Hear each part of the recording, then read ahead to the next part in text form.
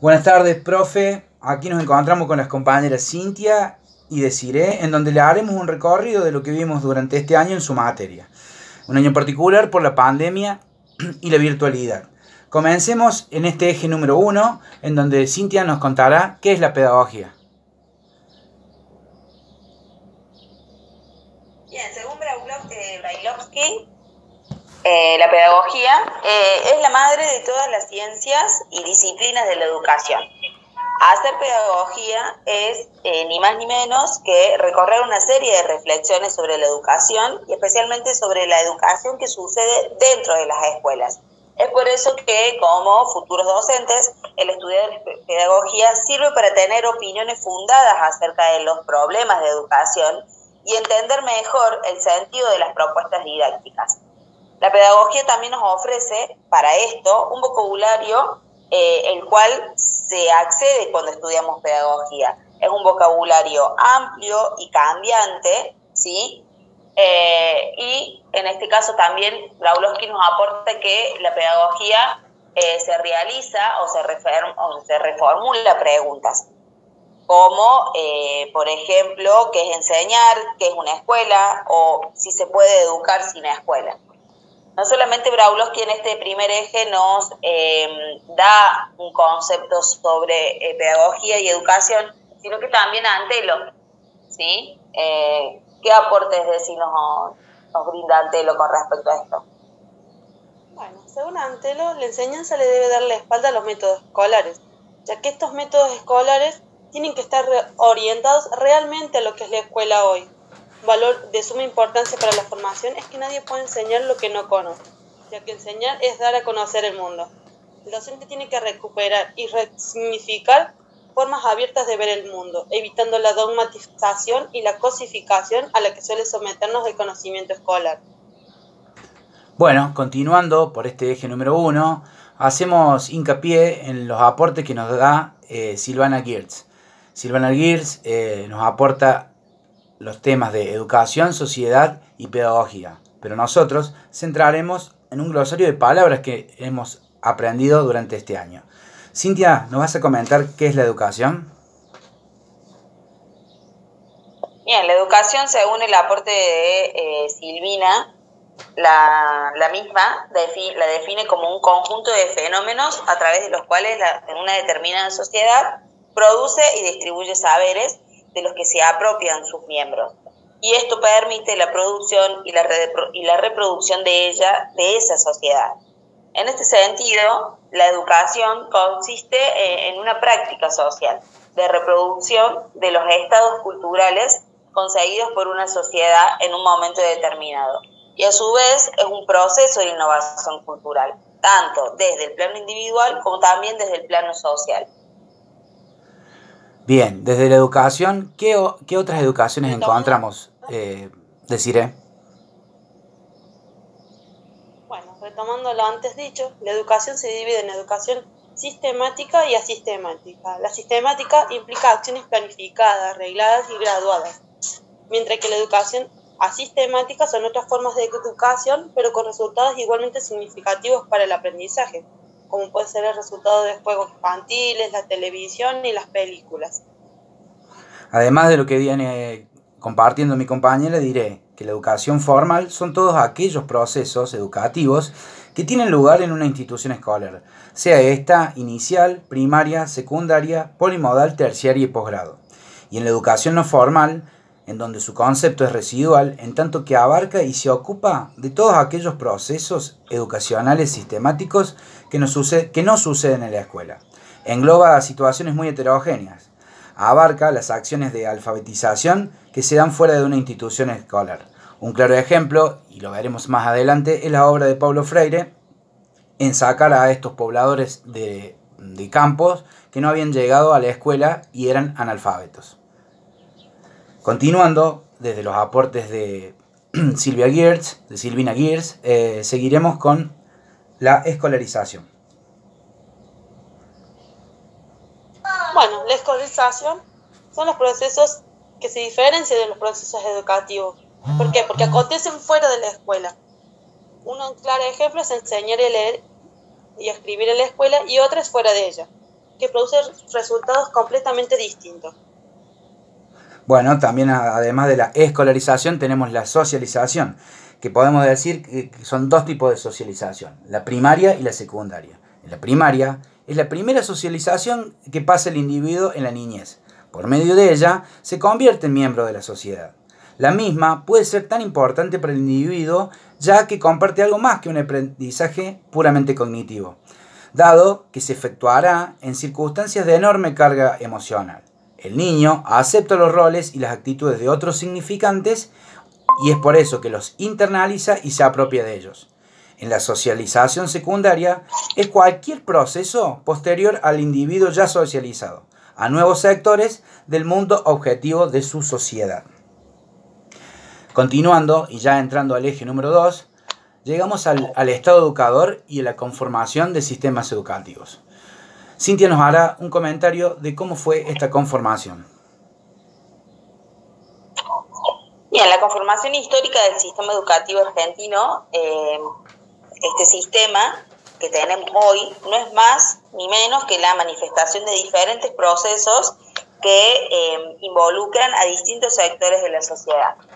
El sistema educativo se fue conformando paralelamente junto con la consolidación del Estado Nacional, en donde la función que se le asignó a la educación fue, primero, una función política a través de los colegios nacionales, en donde en estos colegios se formaban a las élites de dirigentes, y por otro lado, a la escuela pública, que se le asignó a la función de educar al ciudadano, consolidar la identidad nacional y la integración.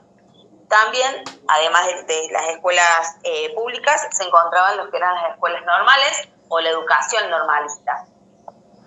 Bueno, continuando con lo que la compañera Cintia nos habla, en las escuelas normalistas, esta función era la formación de docentes. En esta etapa van a ocupar rol subalterno a la clase dirigente, en donde estos docentes normalistas serán encargados de adecuar a la población al orden político, económico y social. En la escuela normal se ofrecía un modelo a seguir por todas las instituciones, porque no solo garantizaba la formación académica de los maestros, sino también homogeneizarlas. Desi, contanos un poco sobre dos leyes de los últimos 25 años en la República Argentina. Bueno, a lo largo de la historia hubieron muchas leyes. Importantes fueron en la década del 90, bajo la presidencia de Carlos Menem. La ley 8525 se llamó al modelo educativo neoliberal, que impulsó la lógica del mercado. Ya en 1994, la ley federal 495 impuso la escolaridad que dividió en 5 niveles. El nivel inicial, el EGB, el polimodal, la educación superior y la educación cuaternaria. En el año 2006, bajo la presidencia de Héctor Kirchner, la ley 26206 impulsó que la educación era una prioridad y una política de Estado para una sociedad justa. El Estado debía prever una educación integral y de calidad para todos los habitantes del pueblo argentino. Bueno, continuando con lo que nos dice nuestra compañera, debemos situarnos que en 1994 y en esta ley se da bajo un gobierno neoliberalista, en donde se utilizó la educación para destruirla prácticamente y no se tomaron ningún tipo de beneficio para la educación. En la del 2006 se integran otros aportes que benefician a esta situación. Continuando en el eje número 2, ya nos situamos en el pensamiento pedagógico moderno, en donde Cintia nos explicará qué es la modernidad. Bien, la modernidad es una época, ¿sí? Es una categoría que hace referencia a los procesos sociales e históricos que tienen o que tuvieron en este caso su origen en Europa a partir de la emergencia ocasionada desde el Renacimiento. Este movimiento propone que cada ciudadano fije sus metas según su propia voluntad. Esto se alcanza de una manera lógica y racional, es decir, temáticamente, dándole sentido a la vida. Por cuestiones de manejo político y de poder, se trata de imponer la lógica y la razón, negándose a la práctica de los valores tradicionales o impuestos por la autoridad. Bueno, continuando el recorrido que nos hizo Cintia, en el texto que vimos dentro del eje 2 de Inés Dussel, centramos 3 conceptos, como el optimismo pedagógico, el optimismo localizado y el pesimismo pedagógico. Desi, hacenos una introducción sobre el optimismo pedagógico. Bueno, el optimismo pedagógico es la fundación y la expansión de los sistemas escolares, que se dio arraigados por este optimismo, que implica que las personas educadas construirán sociedades modernas, dándole suma importancia a la escuela, de aprender para transformar estas nuevas sociedades. Bueno, continuando con lo de la compañera, diremos que la posición pedagógica que se deduce del mito transformador es el optimismo localizado, expresado en las nuevas teorías de la resistencia y las teorías pedagógicas críticas. Se debe sostener una posición posmoderna relativamente optimista, que implica ver la relación educación-sociedad. Ya no es más la promesa automática de más educación, mejor sociedad. Cintia continuará con el pesimismo pedagógico.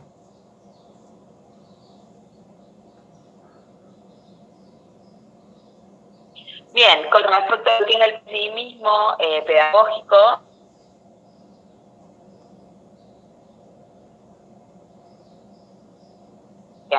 por un lado está el discurso conservador, el cual argumenta que hay gente que no es educable o lo es de manera limitada, en donde se va a plantear la importancia de la escuela ante los desafíos políticos y sociales. Y por otro lado, la posición que van a tomar algunos maestros, en donde plantearán el abandono y la renuncia a su tarea, o bien entablarán una relación cínica con su trabajo y alumnos.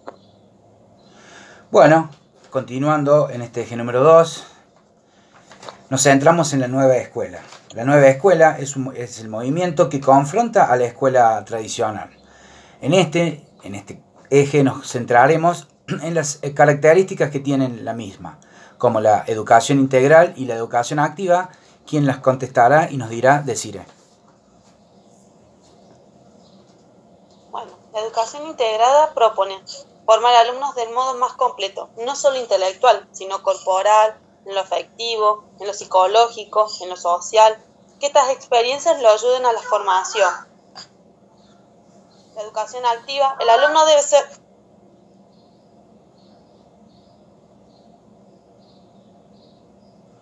Tenemos un problemita técnico. La educación activa, Estabas hablando de la educación activa, Desi, contanos. Perdón.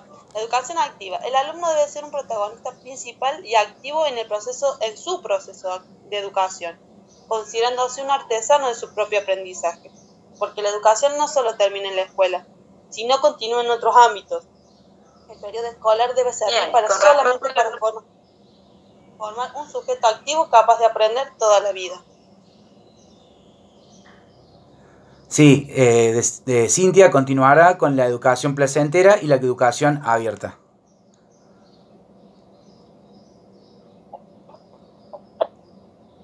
Bien, con respecto a lo que es la educación placentera, en este caso es el aprender jugando. Es la incorporación del juego a los procesos educativos en la escuela. El juego constituye el modo más apropiado de aprender y a través del mismo los alumnos, o los niños en este caso, manifiestan sus aptitudes, sentimientos y la idea de avanzar en la incorporación de la cultura.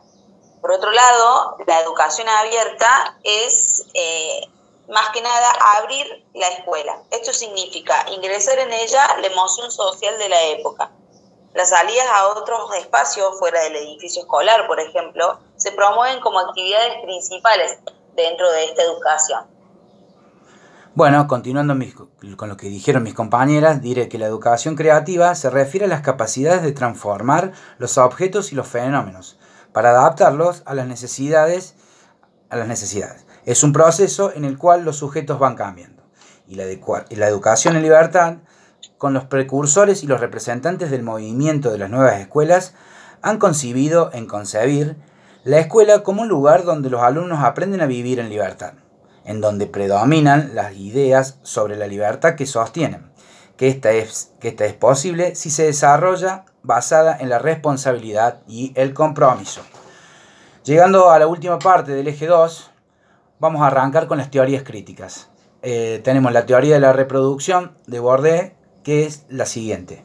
Es un conjunto de teorías educativas desarrolladas en el marco de la sociología de la educación, que entienden que la educación es el medio por el cual se reproducen y perpetúan las relaciones sociales desiguales vigentes. Estas mismas intentan describir y explicar el funcionamiento de la escuela, destacando su papel en la reproducción de desigualdades sociales. Las mismas surgen en los años 60 y 80, principalmente en Francia y en Estados Unidos, y su influencia se extendería al resto del mundo. Continuamos con la teoría de Giroux. Desi, coméntanos algo. Bueno, en el siglo XX surge la narrativa crítica, es decir, las teorías de las teorías críticas. Giroux fue uno de esos fundadores de la pedagogía crítica que, junto con Freire, son exponentes en la resistencia y la esperanza. En las teorías de Bourdieu y Pesseron, donde ellos hablan sobre el campo y el hábitus, serán criticados por Giroux, ya que estas teorías llamadas reproductivistas son teorías muy críticas que describen los mecanismos del poder, de cómo las sociedades desiguales y marginales se reproducen a sí mismas en el tiempo. En su teoría no dan ningún indicio ni a la resistencia ni a la esperanza. Giroux plantea que es imposible que subestimen a las clases oprimidas, pensando que solo van a ser pasivas ante la dominación, porque un acto instintivo a alguien que quiere imponer algo es resistirse. Bueno, llegando al final de este recorrido, vamos a centrarnos en cómo se da ese pensamiento pedagógico en Latinoamérica a partir de las teorías ya mencionadas. Cintia, coméntanos algo.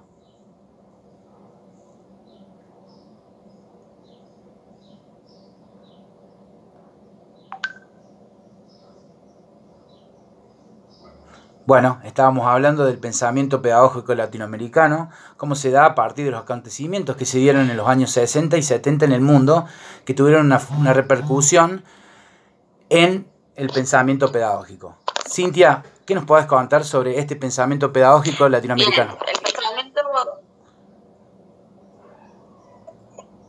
el pensamiento latinoamericano, bueno, como dijiste, empieza a perfilarse durante las décadas de los años 60 y 70. Eran los tiempos de la teoría de la dependencia, de la teología de la liberación, de la pedagogía del oprimido de Pablo Freire. La revolución cubana había quedado como el permanente recordatorio de que era posible cambiar el orden establecido por los dominadores del mundo, y aunque una revolución como esa no era posible en muchos de nuestros países, durante este tiempo la sociedad se vio conmocionada ante esa posibilidad. Para interpretar la pedagogía popular latinoamericana se debe prestar atención al peso decisivo, ¿sí?, del desarrollo desigual y combinado de las sociedades latinoamericanas, tanto sobre los discursos pedagógicos dominantes como acerca de aquellos que hablan de los oprimidos, de la pluralidad de las luchas sociales, el carácter organizador de las luchas nacionales, ¿sí?, que se articulaban o articuladas en este caso en las luchas de clases de América Latina y el carácter complejo de los sujetos sociales a nivel político y pedagógico. Muy buena la introducción que hiciste para ya llegar al final y hablar de Paulo Freire. Paulo Freire, un revolucionario del glosario de conceptos pedagógicos. El mismo produjo un giro radical en el modo en que entendemos los procesos educativos. Motivó a que las personas no sean tratadas como ignorantes, sino como personas con derechos y deberes. Él mismo llevó adelante una lucha comprometida por la escuela pública y popular, por la alfabetización, por la igualdad y la liberación de los sectores oprimidos. Así llegamos al final de este recorrido y desde ya queremos agradecerle y nos hemos extendido un poco porque hemos tenido problemas con la conectividad, profe. Le mandamos un abrazo de parte de los 3 alumnos. Muchas gracias.